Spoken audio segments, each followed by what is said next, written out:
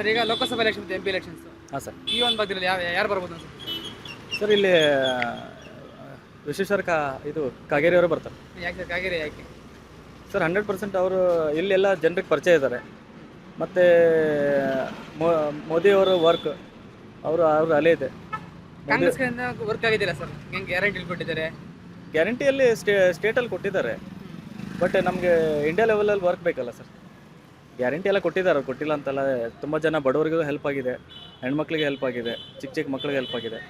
But ಅದರಿಂದ ಒಳ್ಳೇದು ಆಗಿದೆ, ಕೆಲವೊಬ್ಬರು ದುರುಪಯೋಗನೂ ಮಾಡ್ಕೊಂಡಿದ್ದಾರೆ.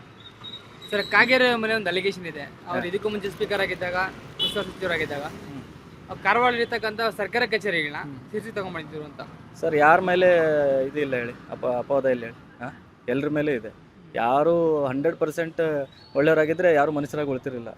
ಇವಾಗ ದೇವ್ರಾಗ್ಬಿಡ್ತಿದ್ರು ಅಲ್ವಾ. ಸ್ವಲ್ಪ ತಪ್ಪುಗಳು ಇರ್ತವೆ, ಅದು ತಿದ್ಕೊಂಡು ಹೋಗ್ತಾರೆ. ಮತ್ತು ಮೋದಿ ಅವರು ಇದ್ದಾರೆ ನಮ್ಮ ದೇಶಕ್ಕೆ. ಅವ್ರು ಸಿಕ್ಕಿರೋದು ಒಂದು ನಮ್ಮ ಭಾಗ್ಯ. ನಮ್ಮ ಏಜಲ್ಲಿ ನಮ್ಮ ಟೈಮಲ್ಲಿ ಅವ್ರು ಸಿಕ್ಕಿದ್ದಾರೆ. ನಮ್ಮ ಕಣ್ಣಲ್ಲಿ ಅವ್ರ ಅಧಿಕಾರ ಯಾವುದೇ ನೋಡ್ಲಿಕ್ಕೆ ನಮ್ಮ ಕಣ್ಣಲ್ಲಿ ಸಿಕ್ಕಿದೆ. ಅದು ನಮ್ಮ ಭಾಗ್ಯ ಅನ್ಬೋದು ಅಷ್ಟೇ. ಸರ್ ಏನೇನು ಡೆವಲಪ್ಮೆಂಟ್ ಬೇಕು ಉತ್ತರ ಕನ್ನಡಗೆ? ಸರ್ ಫಸ್ಟ್ ಆಫ್ ಆಲ್ ಇಲ್ಲಿ ಇಂಡಸ್ಟ್ರಿ ಆಗಬೇಕು. ಇಲ್ಲಿ ಟೋಟಲ್ 3 ಇಂದ 4 ಇಂಡಸ್ಟ್ರಿ ಇದ್ದು ಈಗ ಆಲ್ರೆಡಿ 2 ಕ್ಲೋಸ್ ಆಗಿಬಿಟ್ಟಿದ್ದಾವೆ. ಕ್ಲೋಸ್ ಆಗಿದ್ದಾವೆ ಅಂತಂದರೆ ಅದನ್ನು ಯಾರೂ ನಡೆಸ್ಲಿಕ್ಕೆ ಬರ್ತಾ ಇಲ್ಲ.